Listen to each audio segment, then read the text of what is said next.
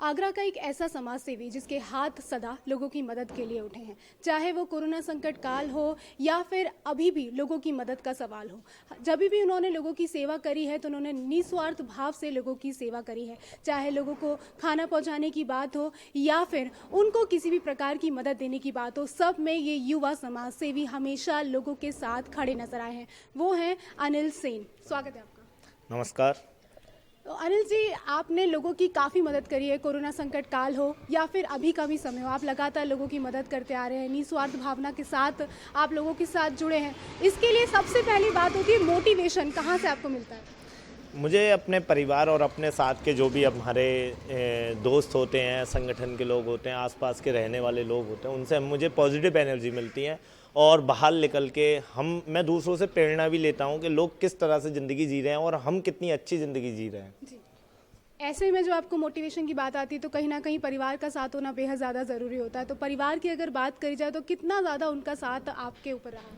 मेरी वाइफ और मेरी माँ का सबसे ज़्यादा ख्याल रहता है और पॉजिटिव एनर्जी भी देती हैं, और कभी सहयोग की भी बात आती है तो हमेशा तत्पर वो तैयार रहती हैं। जी।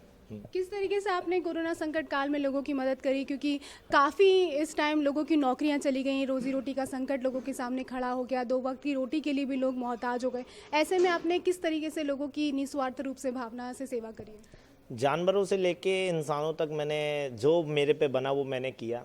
जब हम भोजन पका हुआ लेकर फुट पार्क पर जाते थे तो उन लोगों को भोजन मुहैया कराते थे, तो उन लोगों की कहीं एक डिमांड आई कि हमें चाय नहीं मिल रही है, तो हमने फिर से प्लानिंग की परिवार वालों ने, और मैंने अपना एक दोस्त लेके और घर पे अपना चाय बनाता था और चाय और बिस्किट मैं उन्हें सुबह मुहैया कराता था। उसके बाद दिन में भोजन और पैकेट जो राशन कच्चा होता था वो पारिवारिक जो भी ज़रूरतमंद परिवार होते थे उनके लिए पैकेट बनाकर उनके घर घर पहुंचाना, ये कार्य रहता था हमारा।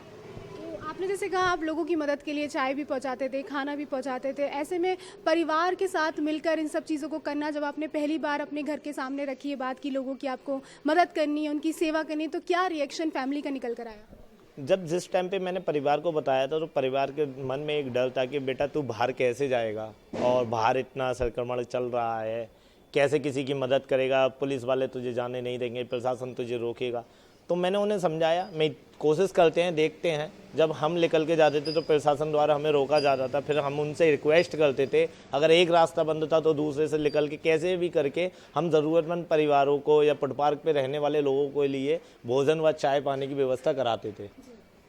बात करी जाए आपकी फैमिली की, हमने सुना है आपकी अभी शादी हुई है, आपने अपनी जो शादी में जो खर्च हुआ था, जो भी पैसा आपका था, आपने अपने जो बाहर घूमने के लिए जो अपना पैसा था वो भी आपने लोगों की मदद के लिए लगा दिया। तो जब आपने ये स्टेप लिया तो कहीं ना कहीं परिवार को शायद समझाने में थोड़ी बहुत दिक्कतों का सामना करना तो शायद पड़ा ही होगा। हाँ बिल्कुल, मेरी जो शादी हुई थी वो 1 जनवरी न्यू ईयर वाले दिन हुई थी।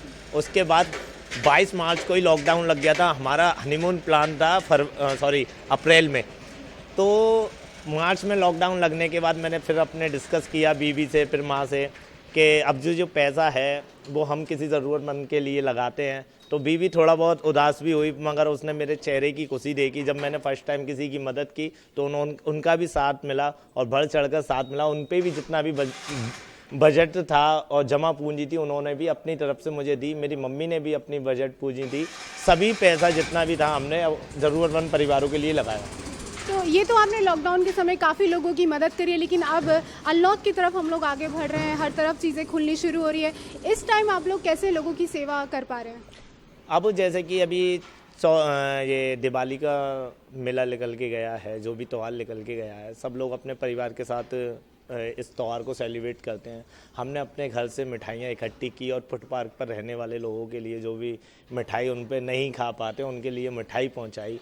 और इससे आगे अब जिस 6 दिसंबर को हमारा ब्लड डोनेट का कैंप रहता है, उसमें हम ब्लड डोनेट करते हैं। मेरे साथ ही कुछ साथी हैं, हम सब लोग मिलकर ब्लड डोनेट करके ज़रूरतमंद जिनके घर में कोई ब्लड देने वाला नहीं है उनके ज़रूरतों तक उनका ब्लड पहुंचाते हैं। कितने समय से आप ये सब कार्य करते चले आ रहे हैं? लगभग हमारा 4 से 5 साल हो गए लगातार हमारा कार्य जारी है। इस बार चौथी बार हमारा ब्लड कैंप डोनेशन कैंप लगेगा, और इससे पहले भी हम हर महीने 2 महीने में कोई ना कोई कार्य करते रहते हैं। देखिए, कोरोना संकट काल तो चल ही रहा है, अनलॉक भी चल रहा है। ऐसे में जब आप लोग घर के बाहर निकलते हैं, कहीं ना कहीं कोरोना का डर तो अभी भी बना हुआ है। ऐसे में फैमिली को समझा पाना कि आप लोग सही रहेंगे, सुरक्षित रहेंगे, लोगों की भावना निस्वार्थ रूप से आप लोग सेवा करते रहेंगे, ऐसे में परिवार को समझाना क्या मुश्किल होता है या आसान ही आप लोग इसको भी आसान बना देते हैं?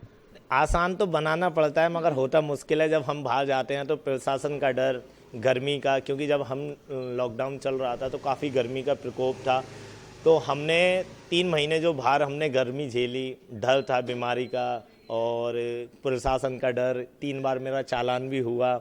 उसके साथ साथ बहुत डर होता था मगर आज तक हमने घर में ये डिस्कस नहीं किया, इसलिए कि क्योंकि उनके मन में नेगेटिव विचार ना है।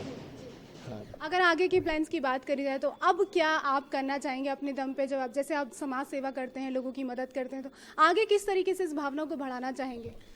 प्रयास यही रहता है जब तक जान है ये किसी दूसरे की मदद करते रहें, क्योंकि अपने लिए तो सब जीते हैं, किसी और के लिए जी के देखो खुशी मिलती है। तो ये थे हमारे साथ अनिल सैन, जिन्होंने अपनी काफ़ी बातें हमारे साथ शेयर करी। इनका कहना है कि ये जब भी अपनी लोगों की मदद करने के लिए बाहर निकलते हैं, उनके परिवार का साथ इनके ऊपर हमेशा बना रहता है। अनिल सैन के जब भी हाथ उठते हैं तो लोगों की सेवा के लिए ही उठते हैं और ये लगातार चाहते हैं कि इसी तरीके से सेवा भाव इनका बने रहे और लोगों की मदद करते रहें। अपने कैमरा पर्सन अजीत के साथ मैं अंजलि वर्मा, प्रातः दर्पण न्यूज़ के लिए।